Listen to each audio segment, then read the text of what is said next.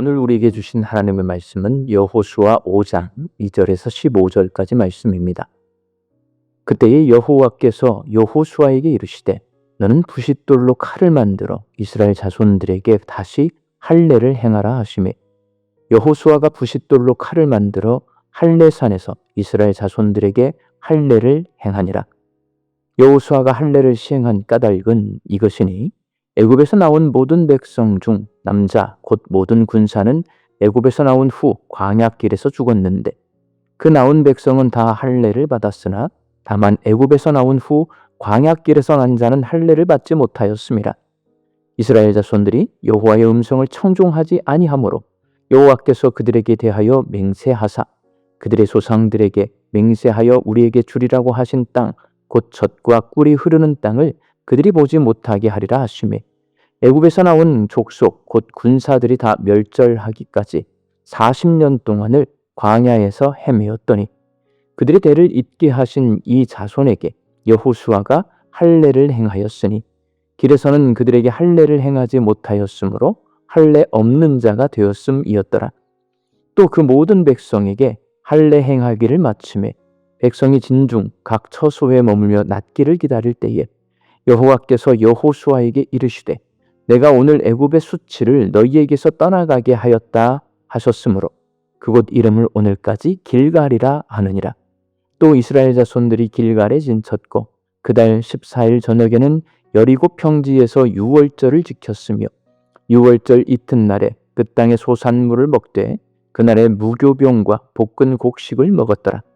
또 그 땅의 소산물을 먹은 다음 날에 만나가 그쳤으니 이스라엘 사람들이 다시는 만나를 얻지 못하였고 그 해에 가나안 땅의 소출을 먹었더라. 여호수아가 여리고에 가까이 이르렀을 때에 눈을 들어 본즉 한 사람이 칼을 빼어 손에 들고 마주 서 있는지라. 여호수아가 나아가서 그에게 묻되 너는 우리를 위하느냐 우리의 적들을 위하느냐 하니 그가 이르되 아니라 나는 여호와의 군대 대장으로 지금 왔느니라 하는지라. 여호수아가 얼굴을 땅에 대고 엎드려 절하고 그에게 이르되 내 주여 종에게 무슨 말씀을 하려 하시나이까. 여호와의 군대의 대장이 여호수아에게 이르되 내 발에서 신을 벗으라 내가 선 곳은 거룩하니라 하니 여호수아가 그대로 행하니라. 아멘. 우리나라 사람들은 전 세계에서 인스턴트 라면을 가장 많이 먹는 사람들입니다. 그래서 우리나라 사람 대부분이 라면을 끓여본 적이 있습니다. 전에는 라면을 끓일 때 면을 먼저 넣고 그 다음에 수프를 넣고 그 다음에 달걀을 넣습니다. 그런데 요즘은 저희 한강라면 끓이는 것을 보면 라면과 수프를 동시에 넣고 끓입니다. 면을 먼저 넣으면 일찍 퍼진다고 합니다. 수프를 먼저 넣으면 105도에서 물이 끓어서 면이 잘 퍼지지 않는다고 합니다. 그래서 라면을 맛있게 먹으려면 수프를 먼저 넣고 그 다음에 면을 넣고 그 다음에 계란을 넣고 이렇게 순서를 잘 지켜야 맛있는 라면을 먹을 수 있습니다. 모든 일에는 순서가 있습니다. 오늘 본문에 일의 순서가 뒤바뀐 모습이 기록되어 있습니다. 이스라엘 백성들이 요단강을 건넜습니다. 모두가 강을 건너자 멈췄던 강물이 다시 흘렀습니다. 이제 뒤로 돌아갈 수 없습니다. 앞으로 전진할 수밖에 없습니다. 배수진이 쳐진 것입니다. 앞에는 적군이 기다리고 있는 여리고성, 아이성 등 가나안의 성들이 즐비하게 늘어서 있습니다. 이 성들을 점령해야지만 살아남을 수 있습니다. 이런 상황에서 하나님께서 갑자기 이상한 명령을 내리십니다. 모두 할례를 행하라는 것입니다. 군사적으로 보면 뒤에는 요단강이 있고 앞에는 적군이 있는 위험한 상황입니다. 이런 위험한 상황에서 전쟁터에 나가 싸울 수 있는 모든 남자가 할례를 행하는 것은 자살 행위나 다름없습니다. 할례를 행하면 안 됩니다. 창세기 34장에 보면 야곱의 딸 디나가 하몰의 아들 세겜에게 강간당했을 때 야곱의 두 아들 시므온과 레이가 할례 받으면 사돈을 맺게 해주겠다고 약조해 놓고서는 세겜 남자 모두가 할례를 받았을 때 둘이서 모든 세겜 남자들을 죽인 사건이 기록되어 있습니다. 지금 이스라엘 백성도 얼마든지 이와 똑같은 상황에 처할 수 있습니다. 라면을 끓일 때 스프를 넣고 면을 넣고 계란을 넣어야 하는데 이것은 계란을 먼저 넣고 면을 나중에 넣는 것이나 마찬가지인 상황입니다.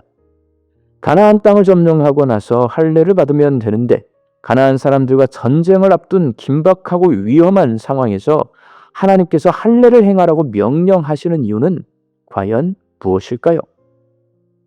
하나님께서 이스라엘 백성이 새 출발하기를 원하시기 때문입니다. 할례는 하나님의 백성으로 새 출발하는 표시입니다. 하나님께서 아브라함에게 할례를 행하게 하시면서 창세기 17장 11절에서 너희는 포피를 베어라. 이것이 나와 너희 사이의 언약의 표징이니라 라고 말씀하십니다. 할례는 하나님의 백성이라는 표징, 표시입니다. 그래서 오늘 본문 8절과 9절에서 이렇게 말씀합니다. 길에서는 그들에게 할례를 행하지 못하였으므로 할례 없는 자가 되었음이었더라. 내가 오늘 애굽의 수치를 너희에게서 떠나가게 하였다. 할례 받지 않았을 때 애굽의 수치를 간직한 바로왕의 종이요 바로왕의 소유된 백성들이었습니다. 그런데 할례를 행함으로 이제 하나님의 종 백성이 되었습니다. 할례가 이스라엘 백성의 새로운 출발을 알리는 표시요 표징입니다. 할례 받은 이스라엘 백성은 이제 가나안 땅을 새롭게 해야 합니다. 가나안은 이방신을 믿는 땅입니다. 그 땅을 하나님을 믿는 땅으로 새롭게 출발시켜야 합니다. 가나안은 이방 문화가 가득한 땅입니다. 그 땅의 문화를 하나님의 문화로 새롭게 출발시켜야 합니다. 이렇게 가나안 땅을 새롭게 하기 위해서는 이스라엘 백성이 애굽에서 종으로 살았을 때의 습성들을 제거해야 하기 때문에 하나님께서는 가나안 땅에 들어선 이스라엘 백성이 가장 먼저 할례를 행함으로 내가 하나님의 백성이라는 흔적을 몸에 남기며 마음을 새롭게 하신 것입니다. 사랑하는 광주 양림교회 성도 여러분, 나에게도 하나님의 백성이라는 표시가 있습니까? 내가 신앙생활 할 때 가장 먼저 이 표시가 필요합니다. 이 표시를 위해 처음 예수 믿는 분들에게 세례를 행합니다. 세례를 통해 내가 하나님의 백성임을 표시합니다. 세례가 할례고 세례가 하나님 백성으로서의 새 출발의 표시입니다. 세례받은 사람이 사는 땅은 하나님 믿는 땅으로 바뀌어야 합니다. 세례받은 사람이 사는 곳은 하나님의 문화로 바뀌어야 우리나라 사람들이 예수님을 믿고 확실하게 바뀌는 것들이 있습니다. 예수님을 믿고 음주, 흡연 문화에서 빠져나오는 분들이 많습니다. 과거에는 축첩하는 분들도 거기서 벗어났고 노름하는 분들도 거기서 벗어났습니다. 하나님께서 할례를 행하게 하신 이유가 여기에 있습니다. 할례를 먼저 행하고 가나안 땅을 정복해야 이방 신앙과 문화에 물들지 않고 가나안 땅을 하나님의 나라로 새 출발시킬 수 있기 때문입니다. 예수님을 믿기 시작한 것은 이미 요단강을 건너온 것입니다. 그러니 내 마음에 할례를 행하고 성령으로 세례를 받고 내 몸에 예수님의 흔적을 가지고 내 인생을 새 출발시켜야 합니다. 그리고 내가 살고 있는 삶의 자리도 새 출발시켜야 합니다. 예수님을 믿어 구원에 이르고 세례를 받아서 몸에 예수님의 흔적, 표시를 갖고 있는 우리 양림교회 성도들이 거룩한 삶으로 새 출발하고 내가 살고 있는 삶의 자리를 거룩하게 새 출발시키는 믿음의 사람들이 되시기를 주님의 이름으로 축원합니다. 함께 기도하겠습니다. 예수님을 믿고 구원의 강을 건넜습니다. 그리고 세례를 받아 내 몸에 내가 예수님의 사람이라는 흔적을 새겼습니다. 예수님을 닮은 사람으로 새 출발하게 하여 주옵소서.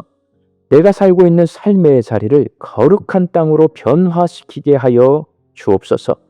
말씀 듣고 세상을 향해 나아갑니다. 이 하루도 거룩한 삶을 살게 하여 주시고 하나님 주시는 일용할 양식 앞에 감사와 사족하며 화답하게 하여 주옵소서. 흩어져 살고 있는 내 가족과 자녀들이 하나님의 거룩한 백성으로 새 출발하여서 그들의 인생이 하나님을 주인으로 섬기는 주의 백성의 삶을 살게 하여 주옵소서. 육신이 연약하여 낫기를 간구하는 환우들이 있습니다. 예수님의 능력으로 치유함을 얻게 하여 주시고 오랜 시간 침상에 누워 계시는 장기 환우들과 어르신들이 천국 소망 붙들고 오늘 이 하루를 살게 하여 주옵시며 애쓰고 힘써서 돌보는 가족들 위에 새 힘을 더하여 주옵소서. 예수님의 이름으로 기도하옵나이다. 아멘.